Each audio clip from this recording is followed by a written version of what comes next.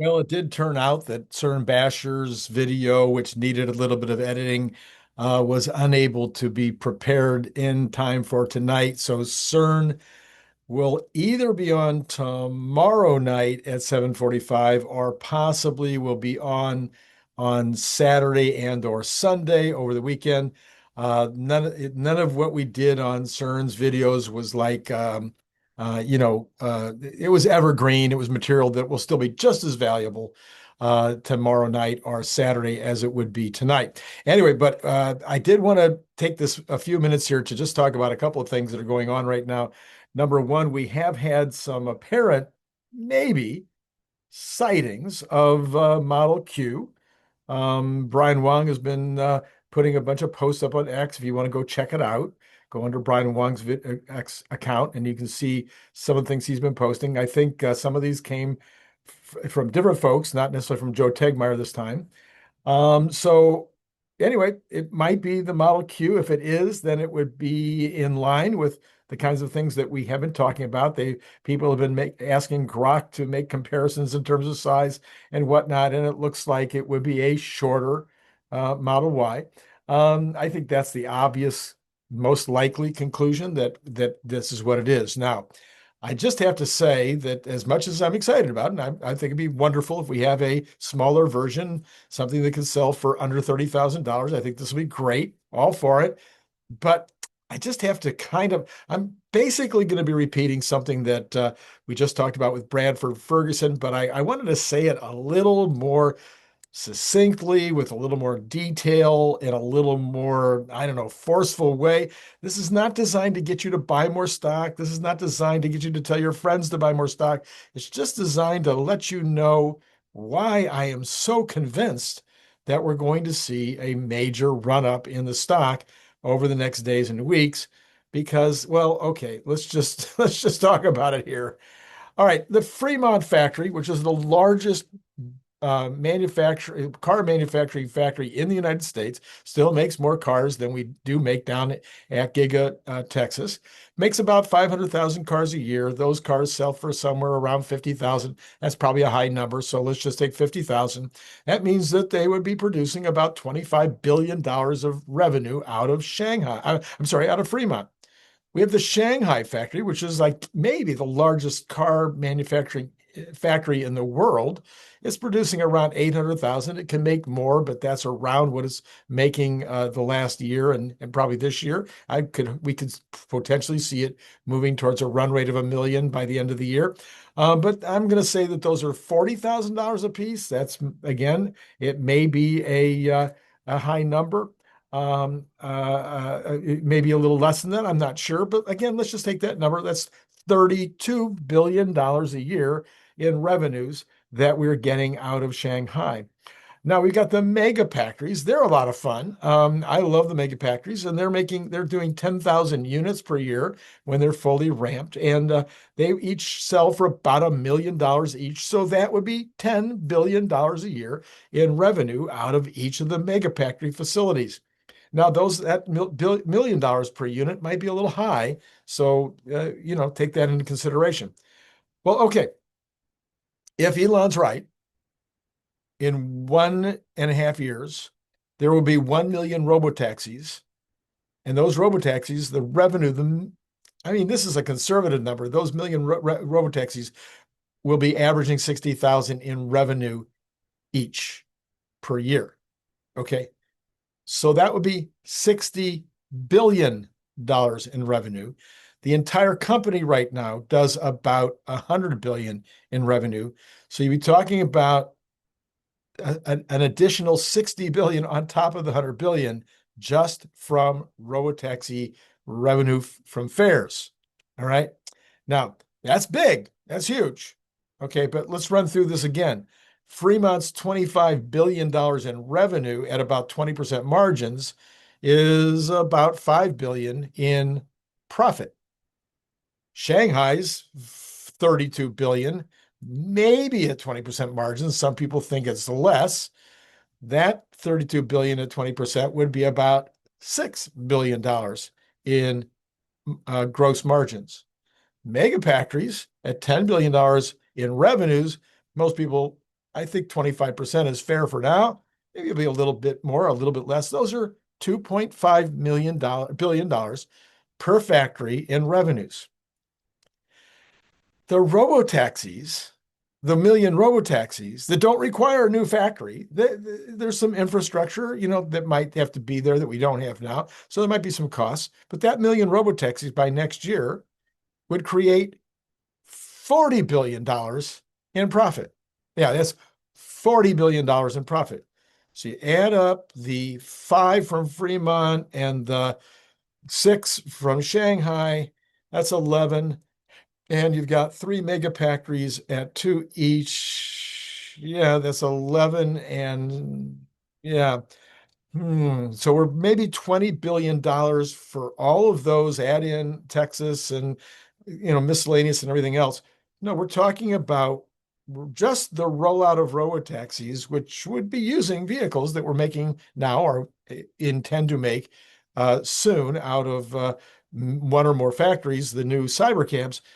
We get $40 billion in additional profit from those. And that's conservative.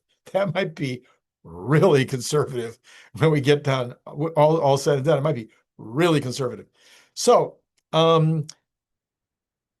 those other factories, when we're talking about the 2.5 billion dollars in profit, or 5 billion in profit, or 6 billion in profit, that's before overhead. That's before general overhead.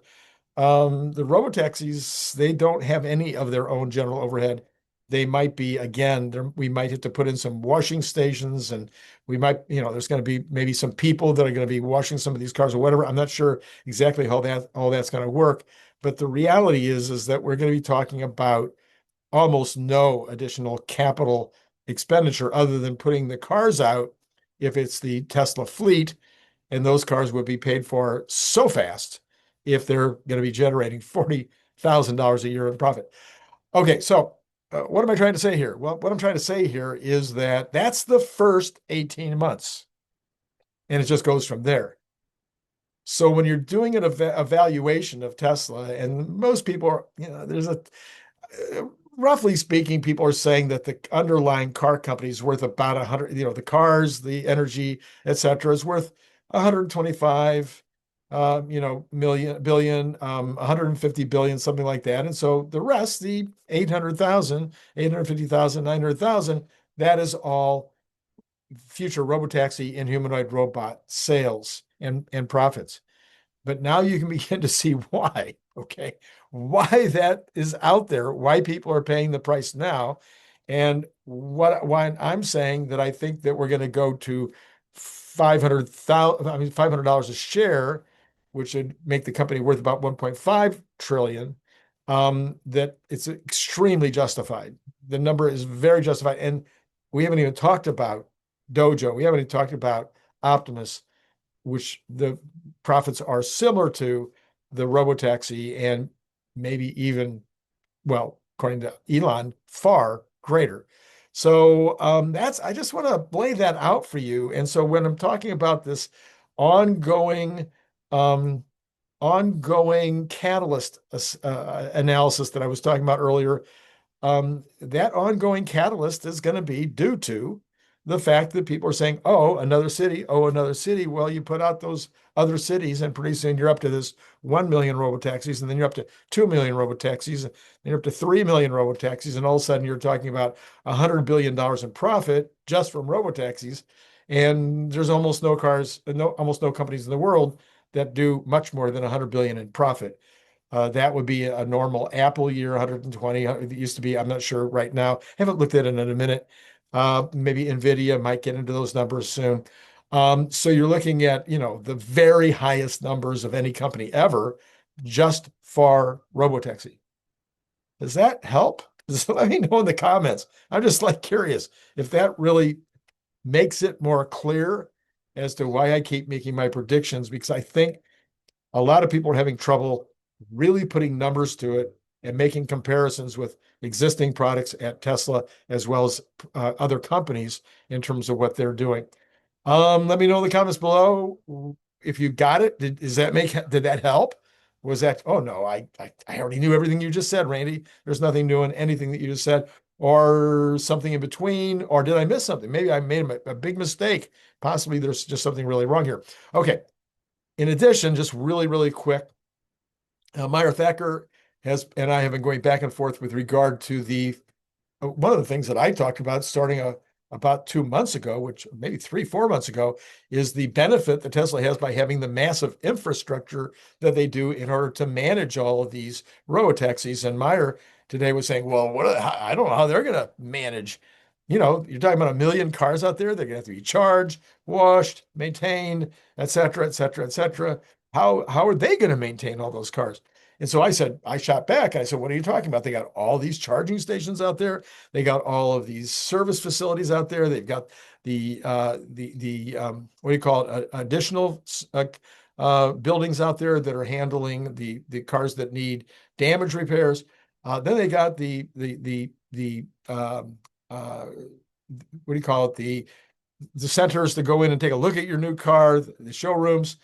You've got all those facilities out there. All of them can have some, and could have more charging stations. They've got space for cars to be parked.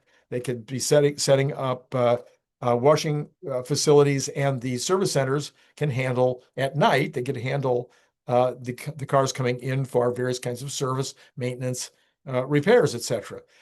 So, okay, so I did the numbers and this is the numbers that I used. I said, okay, it's going to take about a half an hour to charge the cars. Now, some pumps won't, or some of the charging facilities won't be able to charge the car fully in half an hour, but others will be able to do it in 20 minutes. So I've just said a half an hour average. If you got 1 million vehicles, that would be 500,000 hours per night. I said, what if you got 5 hours, say from midnight to 5 or 11 to 4 a.m. or something like that? Some people are going to come in earlier. There's probably plenty of room. And some people might come in, later in the morning and maybe during the day. But let's just say you got the 5 hours. So that means you got to be able to manage 100,000 cars per pump. Okay. So how many pumps are there? Well, it turns out there's only 30,000 pumps. So Meyer had a point. Sorry, Meyer, I didn't do the math before I went any further. Maybe you could have shown me your math. But anyway, we're about maybe only a 30% of enough pumps. Now, again, there's more pumps at the service centers and there's more pumps at the showrooms. And, maybe some of the cars will go there. And maybe, obviously Tesla will put out another 5,000 or however many pumps they plan to put out next year. But it looks like realistically, Tesla should be looking to put out a lot of pumps. Now, that's assuming that all 1 million cars are in the United States. So we get help if some of those 1 million cars are in Europe and some of those 1 million cars are in China, some in Australia, some in the Philippines, wherever, South Korea, etc. So if they're spread around the country, of the world rather, now we have a better chance of potentially having enough pumps. Going to other people's pumps is not an option. They're not fast enough. They're not good enough. They're not reliable enough. So maybe in Europe they could be they might use some of the other pumps. But anyway, so let me know, what am I doing wrong on that analysis? Because it looks to me like Tesla should get their pump company, their pump manufacturing facility, pumping out more pumps so that they can go and put more of those out there in the field, because it looks like, and that's just the first year.